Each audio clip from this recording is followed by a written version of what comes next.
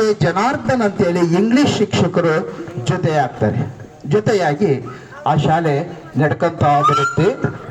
ಅನುದಾನ ಒಳಪಡಬೇಕಾದ ಸಂದರ್ಭದಲ್ಲಿ ಕರ್ನಾಟಕ ರಾಜ್ಯ ಸರ್ಕಾರದ ಸೋಗಿ ಅಂತೇಳಿ ಶಿಕ್ಷಣ ಮಂತ್ರಿ ಅವರು ಈ ಶಾಲೆಯ ಉದ್ಘಾಟನೆಗೆ ಬರ್ತಾರೆ ದೇವನೂರಿಗೆ. ಹೀಗೆ ನಡೆದು ಬಂದಂತ ಈ ಶಾಲೆ 1981-82ನೇ ಸಾಲಿಗೆ 8ನೇ ತರಗತಿಗೆ 101 ವಿದ್ಯಾರ್ಥಿಗಳು ಶಾಲೆಗೆ ದಾಖಲಾಗ್ತಾರೆ. 82-83ನೇ ಸಾಲಿನಲ್ಲಿ 19 ವಿದ್ಯಾರ್ಥಿಗಳಿರ್ತಕ್ಕಂಥ PUC ಪ್ರಾರಂಭ ಆಗ್ತದೆ. ಪ್ರೌಢಶಾಲೆಯಲ್ಲಿ ಎರಡೆರಡು ಸೆಕ್ಷನ್ ಆ ಸಂದರ್ಭದಲ್ಲಿ ನಡೀತದೆ ಈ ದೇವನೂರಿನಲ್ಲಿ.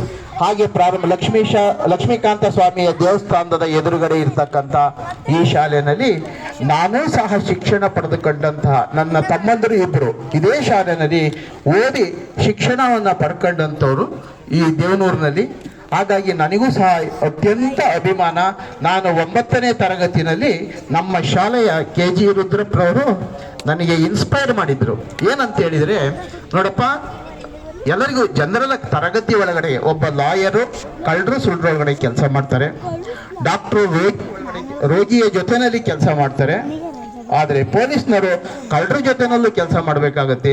ಆದರೆ ಒಬ್ಬ ಶಿಕ್ಷಕ ಇದನ್ನಲ್ಲ, ಆ ಶಿಕ್ಷಕ ಆರೋಗ್ಯವಂತ ದೇಶವನ್ನ ನಿರ್ಮಾಣ ಮಾಡ್ತಕ್ಕಂಥ ಮಕ್ಕಳ ಜೊತೆ ಕೆಲಸ ಮಾಡ್ತಾನೆ. ಇದು ನನಗೆ ಜೀವನದಲ್ಲಿ ತುಂಬ ತೃಪ್ತಿ ಕೊಟ್ಟಿದೆ ಅಂತ ಆ ಸಂದರ್ಭದಲ್ಲಿ ಹೇಳಿದರು. ಆ ಮನಸ್ಸು ನಮ್ಮನ್ನೆಲ್ಲ ಇನ್ಸ್ಪೈರ್ ಮಾಡ್ತು. ಇದು ಒಂದು ದೊಡ್ಡ ಲಕ್ಷ್ಮೀಶ ವಿದ್ಯಾಸಂಸ್ಥೆ ಅಂತಕ್ಕಂಥದ್ದು ಒಂದು ದೊಡ್ಡ ಆಲದ ಮರ. ಬಹುಶಃ ನಾನು ಮುಂದಿನ ಸಂದರ್ಭದಲ್ಲಿ ಹೇಳ್ತಕ್ಕಂಥ ಸಂದರ್ಭದಲ್ಲಿ ಎಷ್ಟೆಂತೆಂಥರು ಇದರಲ್ಲಿ ಈ ಉದ್ಯೋಗದಲ್ಲಿ ಇದ್ದಾರೆ ಅಂತೇಳಿ ಎಲ್ಲರಿಗೂ ಸಹ ತಿಳಿದು ಬರ್ತದೆ.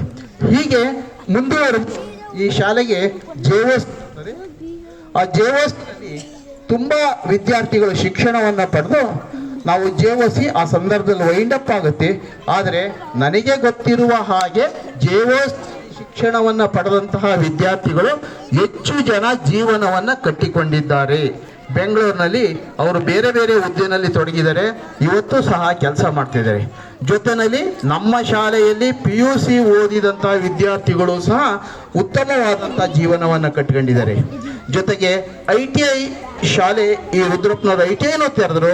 ಆ ITIಯಿಂದ ಶಿಕ್ಷಣ ಪಡೆದಂಥ ಸಾಕಷ್ಟು ಜನ ವಿದ್ಯಾರ್ಥಿಗಳು ಹೈದರಾಬಾದ್ನಲ್ಲಿ ಇಂಡಸ್ಟ್ರಿ ಮಾಡಿದ್ದಾರೆ, ಬೆಂಗಳೂರಿನಲ್ಲಿ ಇಂಡಸ್ಟ್ರಿ ಮಾಡಿದ್ದಾರೆ, ಮೈಸೂರಿನಲ್ಲಿ ಇಂಡಸ್ಟ್ರಿ ಮಾಡಿದ್ದಾರೆ. ಅವರು ಇಂಡಸ್ಟ್ರಿ ಮಾಡಿಬಿಟ್ಟು ಹೊರದೇಶಗಳಿಗೆ, ಪಾಶ್ಚಿಮಾತ್ಯ ರಾಷ್ಟ್ರಗಳಿಗೆ ಇಲ್ಲಿರ್ತಕ್ಕಂಥ ಪ್ರಾಡಕ್ಟ್ ಏನು ಉತ್ಪಾದನೆ ಮಾಡಿದಂಥ ಪ್ರಾಡಕ್ಟನ್ನು ಹೊರದೇಶಗಳಿಗೆ ರವಾನೆಯನ್ನು ಮಾಡ್ತಾ ಇದ್ದಾರೆ. ಅವರು ನಮ್ಮ ಶಾಲೆಯಲ್ಲಿ ನಿರಂತರವಾದಂಥ ಸಂಪರ್ಕದಲ್ಲಿ ಇದ್ದಾರೆ. ನಾವು ಈ ಕಾರ್ಯಕ್ರಮ ಮಾಡುವಂಥ ಒಂದು ಉದ್ದೇಶವನ್ನು ಇತ್ತು. ಈ ಸಂದರ್ಭದಲ್ಲಿ ಒಂದು ದಿನ ಶಾಲೆಯಲ್ಲಿ ಮಳೆ ಬರಬೇಕಾದ ಸಂದರ್ಭದಲ್ಲಿ ಸಣ್ಣದಾಗಿ ಸೋರ್ಲಿಕ್ಕೆ ಪ್ರಾರಂಭ ಆಯಿತು. ನಮ್ಮ ಶಾಲೆಯ ಶಿಕ್ಷಕರು ಸರ್ ಹಿಂದೆ KG ರುದ್ರಪ್ಪನವರಂತರು ಇದ್ದಿದ್ರು, ಅವರು ಅಲ್ಲಿಂದ ಹಳೆಯ ಕಟ್ಟಡದಿಂದ ಹೊಸ ಕಟ್ಟಡಕ್ಕೆ ತಂದರು. ಈಗ ಸೋರ್ತಾ ಇದೆ, ಇದನ್ನು ದುರಸ್ತಿ ಮಾಡದೇ ಇದ್ರೆ ನಾವು ನಮ್ಮನ್ನೆಲ್ಲ ಜನ ತಪ್ಪಾಗಿ ತಿಳ್ಕೊಂತಾರೆ. ಇವರೊಬ್ಬ ಜೀವನ ಕಟ್ಕೊಳಕ್ಕೆ ಬಂದಿರತಕ್ಕಂಥ ಶಿಕ್ಷಕರು ಶಾಲೆಯನ್ನು ಉದ್ಧಾರ ಮಾಡ್ಲಿಕ್ಕೆ ಶಿಕ್ಷಣ ಬಂದಿಲ್ಲ ಅಂತೇಳಿ ಅಂದ್ಕೊಂತಾರೆ. ನಾವು ಉದ್ದೇಶವನ್ನು ಇಟ್ಕೊಂಡು ಒಂದು ಸಣ್ಣ ಸಭೆ ಸೇರಿಬಿಟ್ಟು ಆ ದಿನ ನಿರ್ಧಾರ ಮಾಡಿದ್ವಿ, ಈ ಶಾಲೆಗೆ ಮೇಲ್ಛಾವಣಿಗೆ ನಿರ್ಮಾಣ ಮಾಡಬೇಕು ಅಂತ. ನಾವು ಅಂದ್ಕೊಂಡ್ವಿ ಇದೆಲ್ಲ ಆಗದೇ ಇರೋ ಬದುಕು, 25 ಲಕ್ಷ ಕಲೆಕ್ಟ್ ಮಾಡೋದು ಕಷ್ಟನ ಅಂತ. ಡಾಕ್ಟರ್ KM ಇಂದ್ರೇಶ್ ಇಲ್ಲೇ ಕೂತಿದ್ದಾರೆ. ಬೆಳಿಗ್ಗೆ 7 ಗಂಟೆಗೆ ನನಗೊಂದು ಫೋನ್ ಮಾಡಿದರು, ನೋಡಪ್ಪ ನಾನು ನಿವೃತ್ತಿ ಆಗಿದ್ದೀನಿ, ಏನಾದ್ರು ದಾನ ಕೊಡಬೇಕು ಅಂತೇಳಿ ತೀರ್ಮಾನ ಮಾಡಿದ್ದೀನಿ ಅಂತ. ಅವರು ನಾನು ಹಂಗಂದ ತಕ್ಷಣಕ್ಕೆ ಫಸ್ಟ್ ಹೇಳೋದಕ್ಕಿಂತ ಮುಂಚೆ ಆಯ್ತಣ್ಣ ಒಳ್ಳೇದಕ್ಕೆ ಉಪಯೋಗ ಮಾಡ್ತೀನಿ ಅಂತೇಳಿ ಒಂದು ಮೀಟಿಂಗ್ ಕರೆದ್ವಿ. ಈ ಕೆಲಸಕ್ಕೆ ಬಳಕೆ ಮಾಡೋಣ ಅಂತೇಳಿ ಆ ಸಂದರ್ಭದಲ್ಲಿ ಒಂದು ಮೀಟಿಂಗ್ ಕರೆದ ಮೇಲೆ ನಾವು ಹೇಳಿದ್ವಿ ಎಲ್ಲ ಶಿಕ್ಷಕರಿಗೆ, ನೋಡಪ್ಪ ನಾವು ಮೊದಲು ಹಾಕಿ ಬೇರೆಯವ್ರನ್ನ ಕೇಳೋಣ, ಬೇರೆಯವ್ರನ್ನ ಕೇಳಿದರೆ ಕೊಡೋದು ಅಷ್ಟೊಂದು ಸುಲಭ ಅಲ್ಲ ಅಂತ. ಎಲ್ಲರೂ ಸಹ ಅರ್ಧ ಸಂಬಳ ಹಾಕಿದರು. ಆ ನಂತರ KM ಇಂದ್ರೇಶ್ ಕೇಳಿದ್ವಿ, ಹೈದರಾಬಾದ್ನಲ್ಲಿ ವೆಂಕಟೇಶ್ ಅಂತಿದ್ದಾರೆ, ಒಂದು ಮೆಸೇಜ್ ಟೈಪ್ ಮಾಡಿದ್ವಿ. ಅವರು ಅಕೌಂಟ್ ನಂಬರ್ ಕಳಿಸಿ ಅಂತ ಹೇಳಿದರು. 1,11,111. ಇಲ್ಲಿ ವೇದಿಕೆಯಲ್ಲಿ ಮಲ್ಲೇಶಪ್ಪ ಅಂತಿದ್ದಾರೆ, ಅವರು ಅನಿವಾರ್ಯ ಬಂದಂತರ ಒಂದು ಕಾರ್ಯಕ್ರಮಕ್ಕೆ ನಾನೊಂದು 5,000 10,000 ಬರೀತಾರೆ ಅಂದರೆ 1 ಲಕ್ಷವನ್ನು ಬರೆದ್ರು. ಹೀಗೆ ಎಲ್ಲರೂ ಸಹ ಆ ನಂತರ ಇದಾದ ನಂತರ ಬೆಂಗಳೂರಿಗೆ ಹೋದ್ವಿ. ಬೆಂಗಳೂರಿನಲ್ಲಿ ನಮ್ಮ ರಾಮಚಂದ್ರ ರಾವ್ ಅಂತ ಇದ್ದಾರೆ, ಅವ್ರನ್ನ ಭೇಟಿ ಮಾಡಿ, ನೋಡಪ್ಪ ನಿನಗೆ ತುಂಬ ಕಾಂಟ್ಯಾಕ್ಟ್ ಇದ್ದಾರೆ ಕೇಳೆಯ ಅಂತ. ಶಂಕರ ನಾಯ್ಕ್ ಅಂತಿದ್ದಾರೆ, ಅವ್ರನ್ನೊಂದ್ಸರಿ ಕನ್ಸಲ್ಟ್ ಮಾಡೋಣ ಅಂತ. ಅವ್ರು ಫೋನ್ ಮಾಡಿದ ತಕ್ಷಣ ಏನೇನು ಶೀಟ್ ಬೇಕೆಲ್ಲ ನಾನೇ ಕೊಡಿಸ್ತೀವಿ ಸರ್ ಅಂದರು. ಇದು ಇನ್ಸ್ಪಿರೇಷನ್ ಆಯಿತು. ಹಾಗಾಗಿ ಎಲ್ಲರನ್ನೂ ನಮ್ಮ ಶಾಲೆಯ ಶಿಕ್ಷಕರನ್ನ ಎಲ್ಲರನ್ನೂ ಸಂಘಟನೆ ಮಾಡಿಕೊಂಡು ಆಮೇಲೆ ಇದೆಲ್ಲ ಒಬ್ಬೊಬ್ಬರ ಹೋಗಿ ದುಡ್ಡು ಕಲೆಕ್ಟ್ ಮಾಡೋಕ್ಕಾಗುತ್ತಾ ಅಂತ ಯೋಚನೆ ಮಾಡಿದ ಸಂದರ್ಭದಲ್ಲಿ ಈ ಕರುಣಾಕರ್ ನಮಗೊಂದು ಐಡಿಯಾ ಕೊಟ್ಟರು. ನೋಡಿ, ಒಂದೊಂದು ವಾಟ್ಸಪ್ ಗ್ರೂಪ್ ಮಾಡಿ ಅವರೇ ಬಂದು ಕೊಡೋಂಗೆ ಮಾಡಿ ಅಂತ ಹೇಳಿದರು. ಅವ್ರ ಐಡಿಯಾನು ಬಳಸ್ಕೊಂಡ್ವಿ. ಆನಂತರ ಗೂಗಲ್ ಮೀಟ್ ಮಾಡಿದ್ವಿ. ತಂತ್ರಜ್ಞಾನವನ್ನು ಬಳಸ್ಕೊಂಡು ಗೂಗಲ್ ಮೀಟ್ ಮಾಡಿದ್ವಿ. ಗೂಗಲ್ ಮೀಟಿಂದನೂ ಸಹ ಎಲ್ಲರನ್ನೂ ಸಂಪರ್ಕವನ್ನು ಮಾಡಿದ್ವಿ.